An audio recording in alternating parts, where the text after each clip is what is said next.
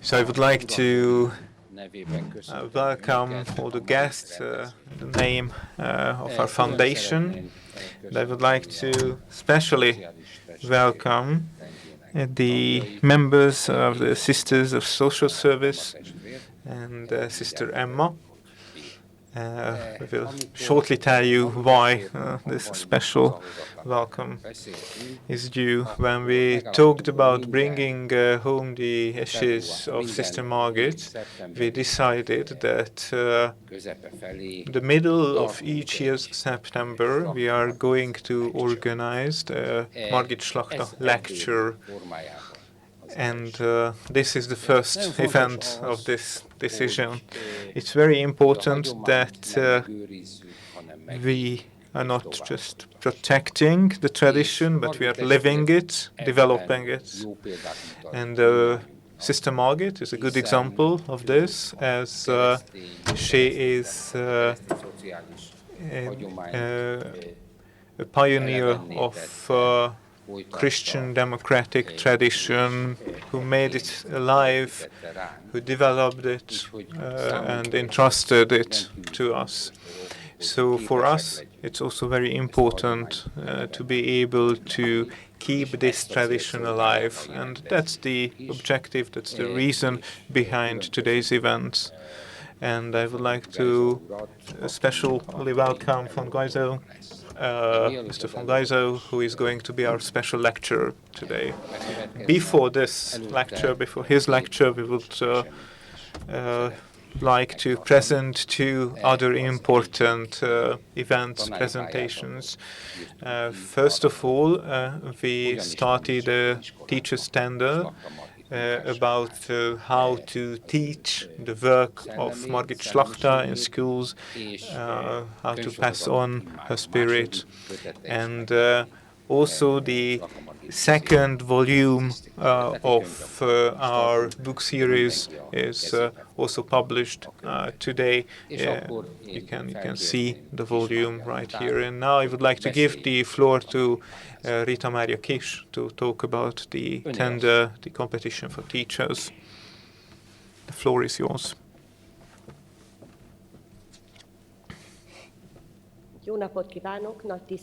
Good afternoon, ladies and gentlemen. My name is Rita Mária Kis, and I'm the head of the Teachers Pedagogical Roundtable of our foundation. And for 7 years now, we have been publishing methodological books for teachers, focusing on preparing the youth for social roles. And our Slachta volume is our first thematic volume, which focuses on the biography of one political public figure. And through her figure, we present how actual historic heroes can be used and presented for the youth of the 21st century. The picture on the first slide that you can see here is the starting point of our story. You can see the students of the Berzsenyi High School who did a video essay about how the youth of the young girls of the 21st century see the life of Margit Slachta. The girls asked me back then, how is it possible that they, 21st century Hungarian girls, did not know anything about the first female Hungarian member of parliament? Of course, if you are looking for the answer to this question, we can find many historic reasons, but we actually were not looking for these answers. Instead, the Pedagogical Roundtable wanted to change this. We wanted to bring the long-forgotten work of Margit Slachta in the limelight once again and present it as part of the curriculum. As a result of this, We published an online e-book, which, as you can see, can be scrolled. You can see all the pages. It's available in PDF as well, and it uses modern methodological tools, and we tried to present the life of Margit Slachta for today's youth. I could say that the print is still fresh, but well, actually the ink is still fresh, but cannot say that as it's an online publication. This is due to professional pedagogical reasons, because we wanted to make this volume available for all teachers. That's a free publication, and I think it's easier to disseminate this information online through pedagogical forums. And the other important thing that I would like to highlight about this volume is that we collected methodological material which help teaching, aid teaching, and I think these are practical guides for daily pedagogical work. Otherwise, it would be a really long process to develop all these aids and materials during daily work, and we provide these materials in a downloadable format for teachers as well. We tried to answer three basic questions with this volume. What do we teach? What's the material? Who do we teach? So what are the needs of the youth who we are teaching? And the third one is how do we teach? So what kind of methods do we use? Our volume about the work of Margit Slachta, we proposed a couple of topics for our fellow teachers. These topics are about her biography on the one hand, and they also focus on preparing the youth for their social roles, and in this respect Margit Slachta's work on changing the perspective on social roles, the Christian female role models are very important in this respect, but we can also put it into a wider context, as through her work we can also present the nature of dictatorship, both fascist dictatorship and communist dictatorships. And besides this, it may also be important to see the new meaning of the values of French Revolution based on its Christian take and Christian approach.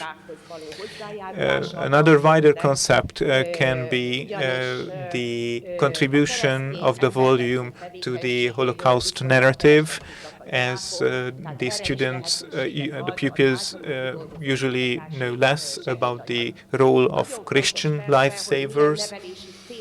And of course, the teaching goals, objectives are also very important. I collected a few ideas here on the slide as well, but I would like to highlight the most important one in presenting transhistoric values. Transhistoric value is a terminology used in the teaching of history. These are values which are independent of time and space. I think these values can be easily found in the life of Margit Slachta. These are the basic values of living together in a community. And by presenting the biography, we can present these values as well. and we can also develop moral thinking. Who do we teach? I think everyone knows the answer, the generation Alpha and Z, the digital generation, who are socialized in an environment where they obtain information in a completely different way than the teachers or the older generation. We see that the habits of finding role models also changed significantly. In classical pedagogy, we used historic figures or figures from literature. Now we see that they are choosing role models from mass pop culture. Based on research, now we see that examples, role models are chosen in an individualistic manner, and they are looking for success, happiness, individual happiness, appreciation, and so on. So individualistic values are looked for nowadays. And we thought that here we have a correctional socialization role as schools. Besides individualistic values, we also have to present and highlight community values.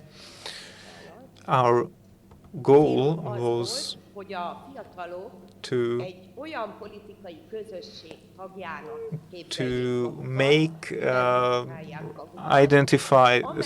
help students to identify themselves as part of a political community for which Margit Slachta also once worked. So we thought that this personal touch and connection to present day is an important goal of ours. And how do we teach? We are using lots of visual solutions. There are downloadable videos in the volume, which were created with the support of the Barankovics Foundation. These are 3 to 5 minute long short videos which can be used in the classroom and we try to help visual learning with it. We use digital culture, Instagram sites, QR codes. Here I clipped part of a Facebook profile, which is started as the Facebook profile of Margit Slachta, and after her death, it lists the posts of organizations commemorating her work. Here is an invitation to her reburial and a memory about the launch of an institute bearing her name, and so on. So this volume is full of digital applications behind the QR codes. If the students scan these QR codes, they can find all sorts of texts and exercises, and with the help of these exercises, they can learn more about the biography of Margit Slachta. A further element is this personal touch and relation to the present day. Here you see a montage of Margit Slachta in a modern city. With this visual solution, we try to make it tangible for the youth that thanks to her work, the results of her work are still with us. So we would like to make students realize connection between the past and the present. The third element is collaborative knowledge building or development. Collaborative knowledge development means teamwork in class. So young people are working in small groups to solve certain tasks and exercises, and through this They are learning something together which they couldn't have achieved individually. This common knowledge, this joint knowledge, is going to be a generational knowledge, a peer knowledge. It's not going to be frontally taught by a teacher, but the students, the pupils, with the guidance of the teacher, are going to formulate their own conclusions. And here are a couple of creative exercises for collaborative knowledge building, which are presented in the volume. Before finishing the presentation of the volume, I would also like you to introduce my colleagues, Péter Kántor, Rita Perisini, and Kristina Rácz. Two of them are teaching in ground schools, and two other teachers are teaching in high schools. All of them have been working in schools which are, let's say, not the easiest venues of teachers' works. They are working in vocational schools, in small regional schools, and there they had to learn how to raise the interest of today's youth. So also on their behalf, I would like to thank you for your attention. Feel free to check out the volume in our website and disseminate the information. Thank you very much.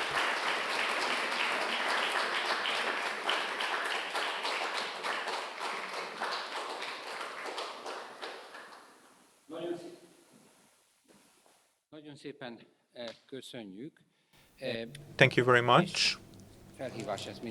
And I think this is an invitation for everyone to disseminate this information then. So if this volume was realized, I think it is worth for the students to get to know it in their daily learning as well. And now we are moving on to the presentation of a new publication, and I would like to ask the editors of the book to come up on stage. Thank you very much for your work. Those who have been working in book publications definitely know that it's a heroic job to edit such a large volume in a couple of months' time. Thank you very much for your kind words, and welcome to all the guests. And after the digital world, now we are coming back to one of the miracles of the analog world, which is this publication, this physical book. Hopefully, the digital generation will not only experience the smell of a fresh book in museums. Hopefully, they will have experience about this at home.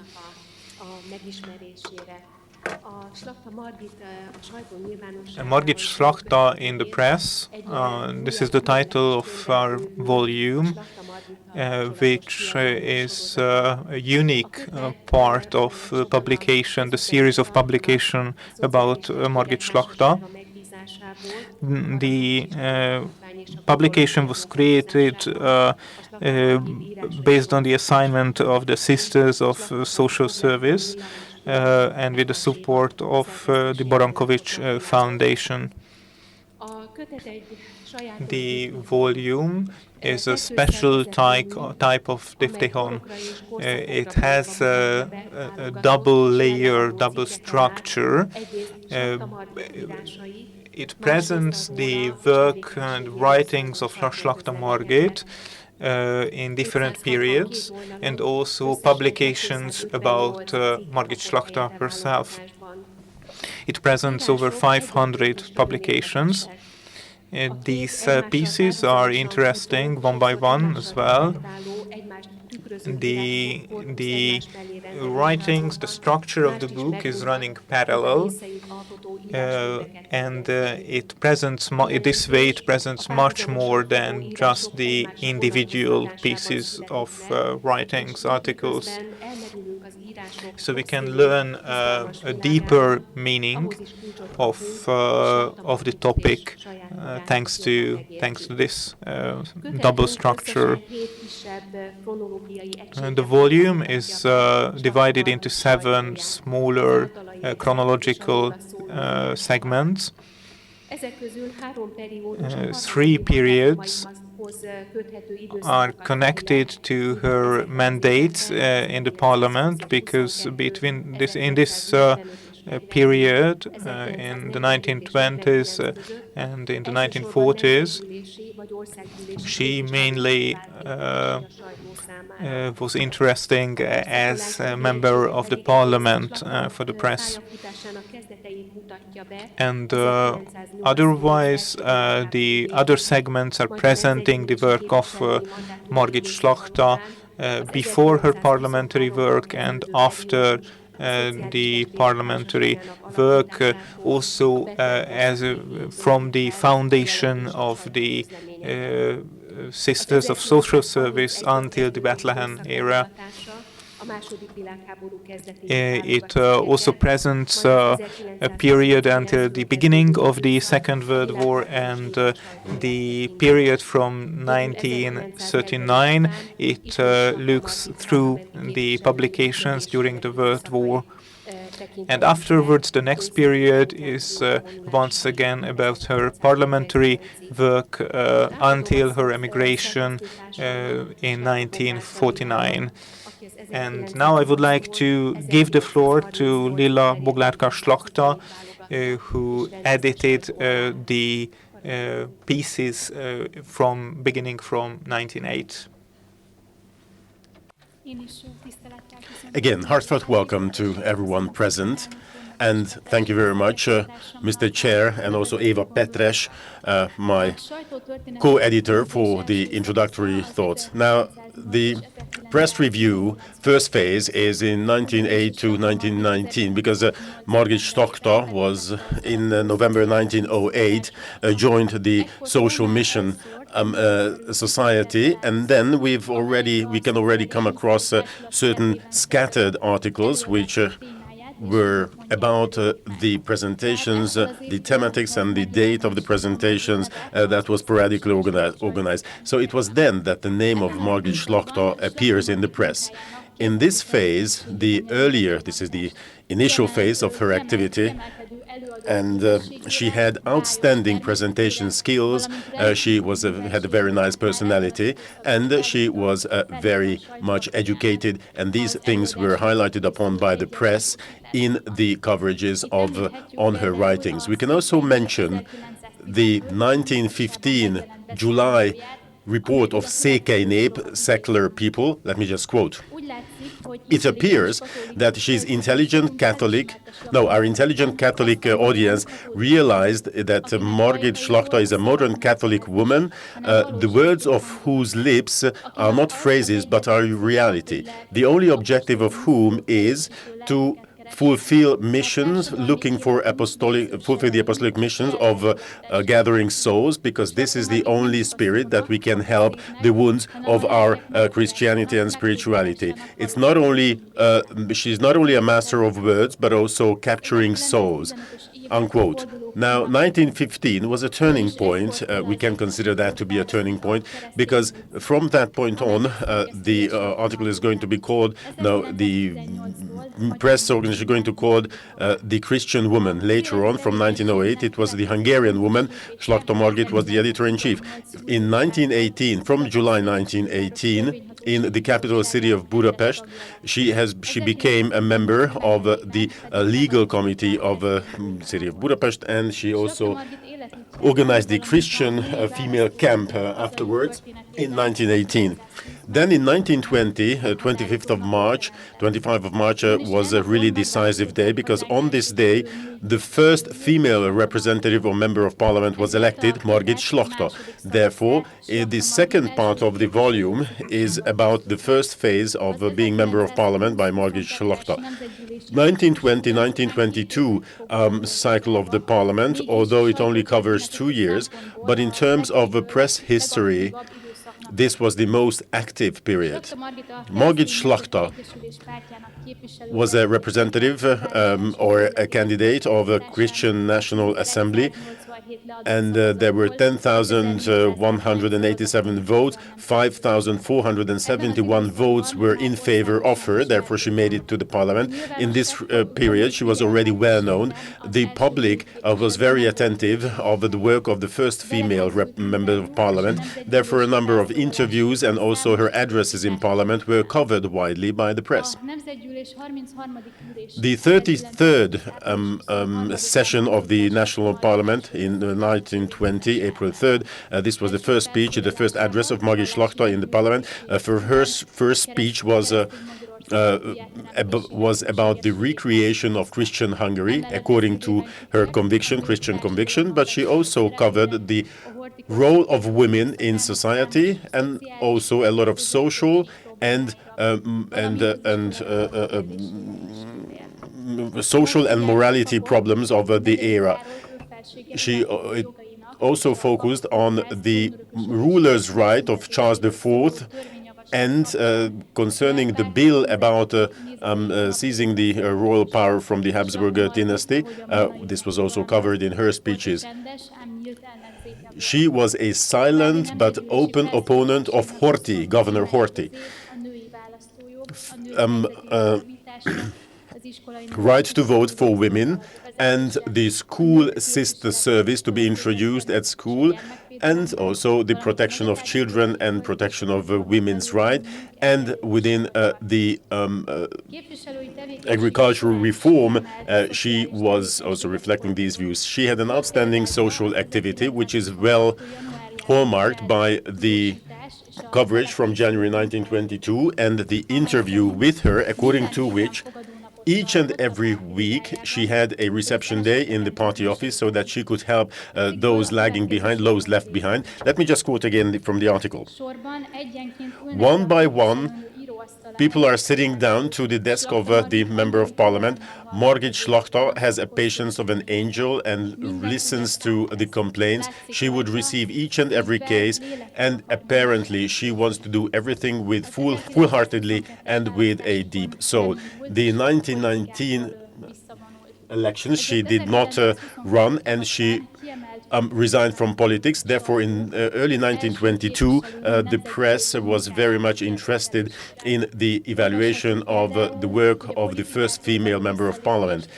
Resigning from politics, how this was received by members of other members of parliament and also members of public society. 1923 was another turning point, because Margit Slachta with other sisters leaves the social mission and would then establish the Sisters of Social Service.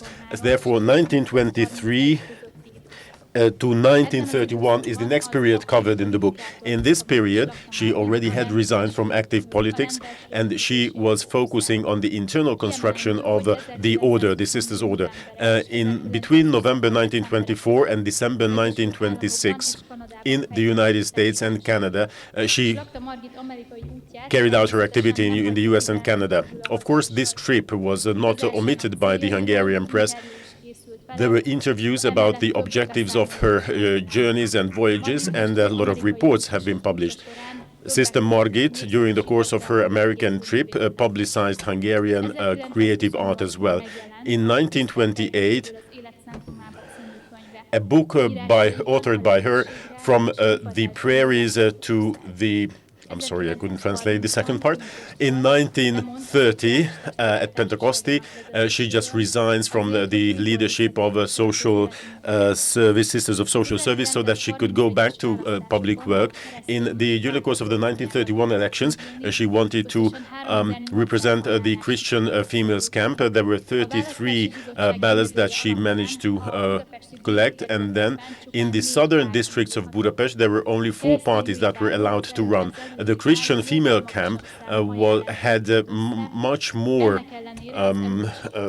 ballots than other parties, but they were rejected.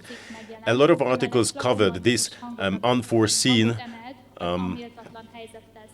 development, and also Margit Slachta raised her voice against this. The fourth phase was between 1932 and 1938. Its important events comprised in the Sisters of Social Service that in January 1932 they inaugurated the new house of the Sisters Order, and then the articles were adopted or approved by the Archbishop. Then in 1938 the Eucharistic World Conference was organized in Budapest, in the course of which Margit Slachta and all the other sisters prepared wholeheartedly.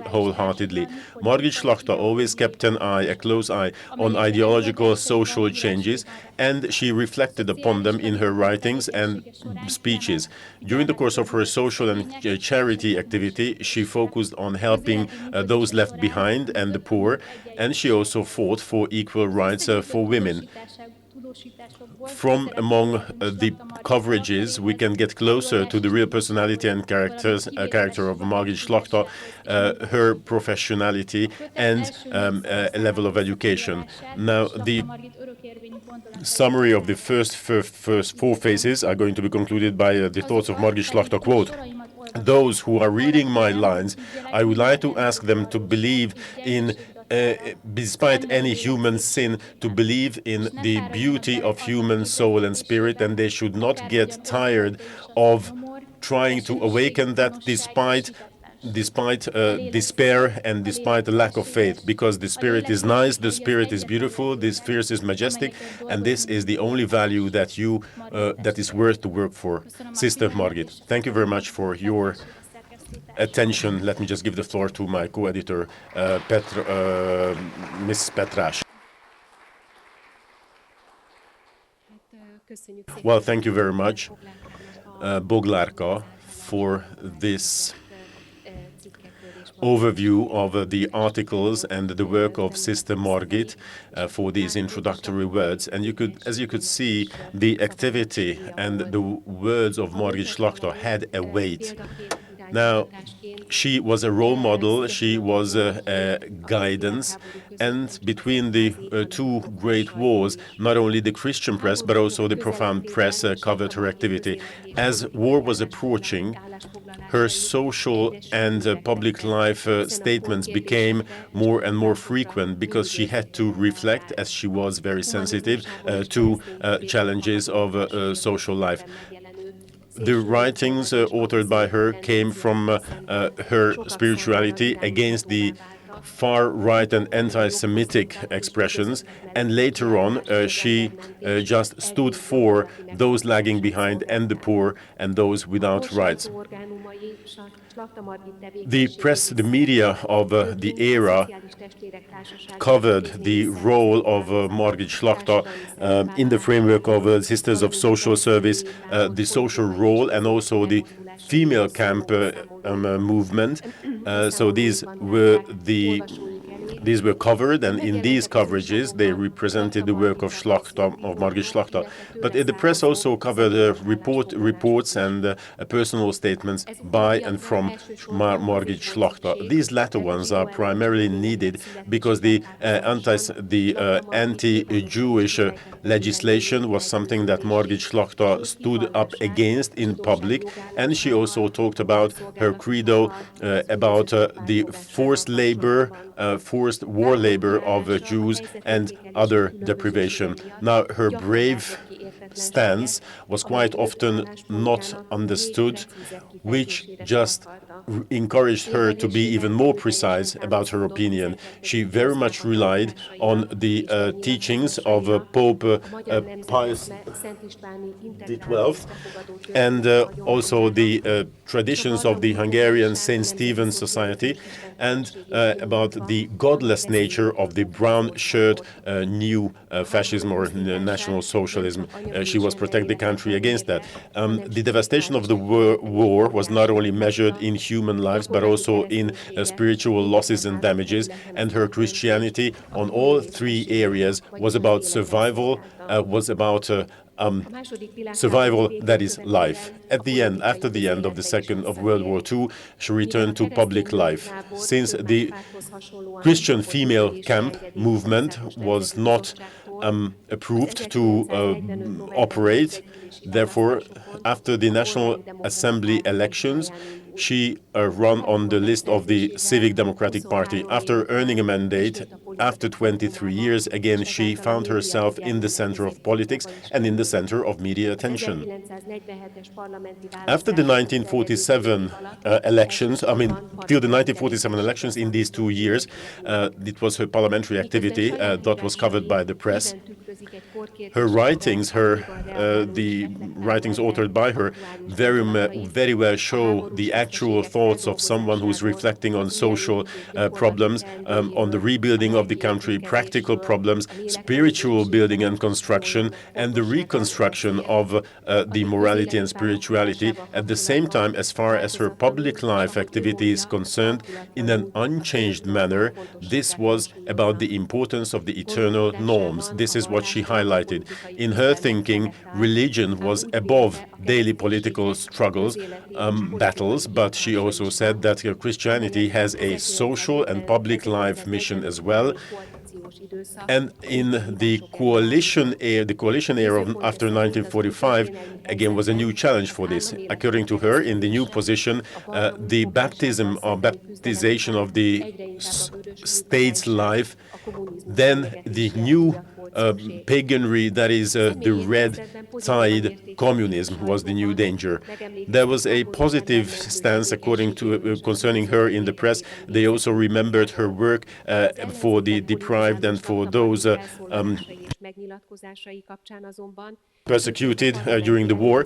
And because of the parliamentary party conditions, the press of the ruling party started to be critical against her, not only echoing the criticism of the political opponents and not only showing her parliamentary activity through the spectacles of those, but they also cashed in the external political or the political second thoughts that were behind that, and that were political character murderings. Now, this leftish stance of the press became general in the press of the society, with the exception of the Christian press. Therefore, by the end of this is how she became from a lifesaver Christian person, she became a clerical, Horthy-supporting person, according to the press.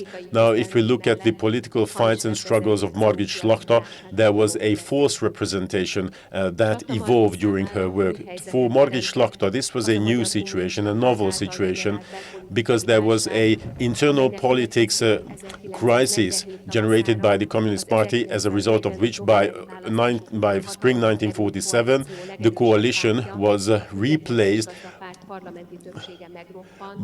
The Independent Smallholder Party was replaced. Ferenc Nagy, Prime Minister, went in exile, and according to the law, new elections were organized in Hungary. The Christian camp movement, female Christian camp movement, this time was allowed to run.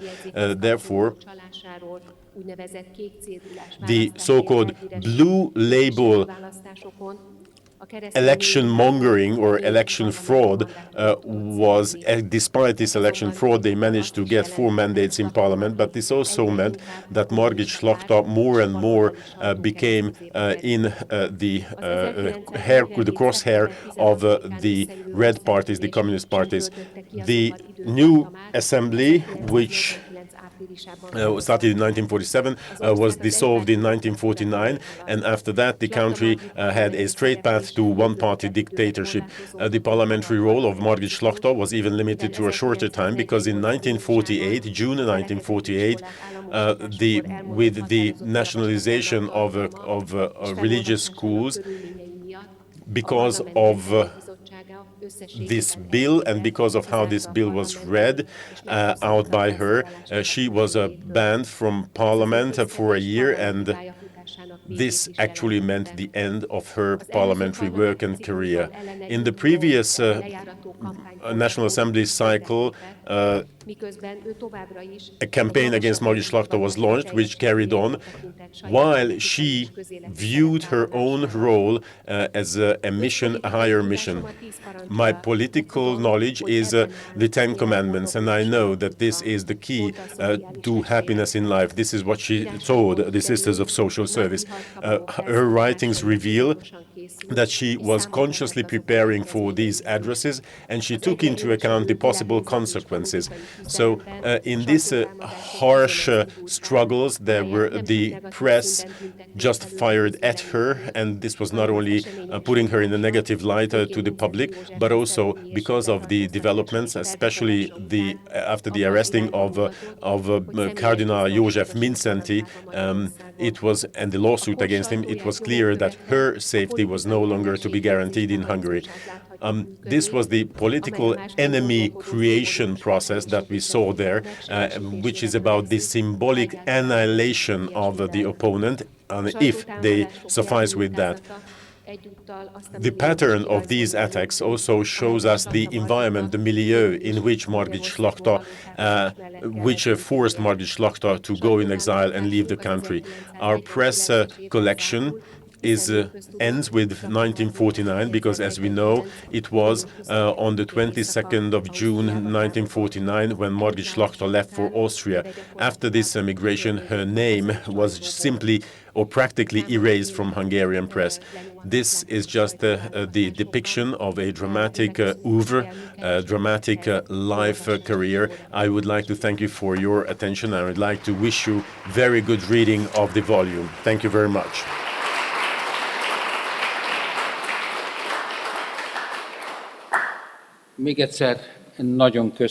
Once again, thank you very much for the editors, for their work. And probably you have seen the volumes on the chairs. We have placed those volumes for you to take home. Take home and read it. I hope that it's going to help us to learn something new, all of us. Once again, thank you very much. And now we would like to take a short 10-minute coffee break for everyone to refresh before the lecture, the special lecture is taking place. Thank you very much.